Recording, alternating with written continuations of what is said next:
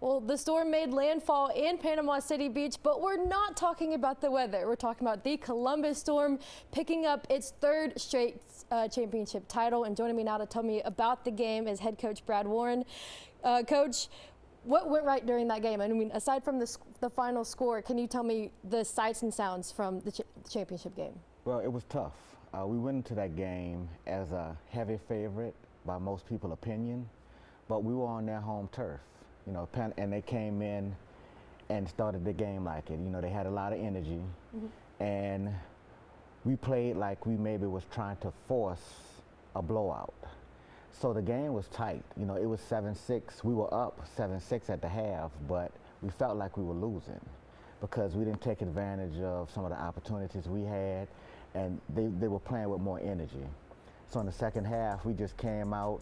We saw some things that would work for us, and the defense held up, you know, shut them out, and offense got going, and we made the plays we needed to make, and it wound up in a 26-6 ball game. And I know a big part of this team is the experience, the championship experience. So is that what you kind of relied on going into it, and even when you were up 7-6? Yes, you know, that experience showed itself in the second half. You know, they scored first, actually, so they jumped out on us first. They had a big play that resulted in a touchdown. We had one of those old school come to Jesus conversations amongst ourselves, and really our leaders had it. The coaches didn't have to say much of anything. They talked to each other as a team, and when we came out in the second half, we were a different team. You know, we had a tough schedule this year. We played the Cherokee County Bruins, who lost in their championship game last night, but they're a quality and really tough team. We played them twice. We played the Clarksville Chiefs 3 times. We split during the regular season, and we had to beat them in Tennessee to make it to the championship game. And then we played the Dalton Danger 3 times. We beat them all 3 times, but 2 of the 3 games were really close. And in the playoffs, first round of the playoffs, we beat them 28-0, but they were a tough team also. So our schedule prepared us for these moments. In addition to the tough competition, what kind of other challenges did y'all have to kind of overcome this season? Well, you know, minor league football is tough in and of itself because you're dealing with guys who have families, have jobs. You don't always get the same guys at practice, you know, so you try to do things virtual to accommodate their schedules. So just that in and of itself is a challenge, but we did pretty well with it this year. Well, these guys are literally playing for the love because there's no money in it for them.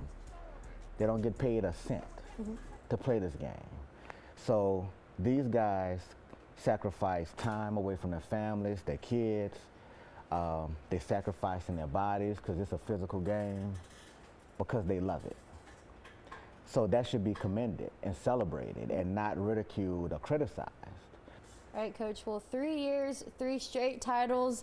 I know you wanted some time to rest and just take in this win, but when does the work start for year 4, and what's next, I guess, for the Storm? Well, we're going to take that break, much needed break. Typically, we get started in August or September as far as having tryouts. Of course, when you know, new guys are probably going to come in. There's always a certain amount of turnover that happens. Some of our older vets may decide to hang it up. So I would say probably September. Sometime in September we'll get started and try to do it again.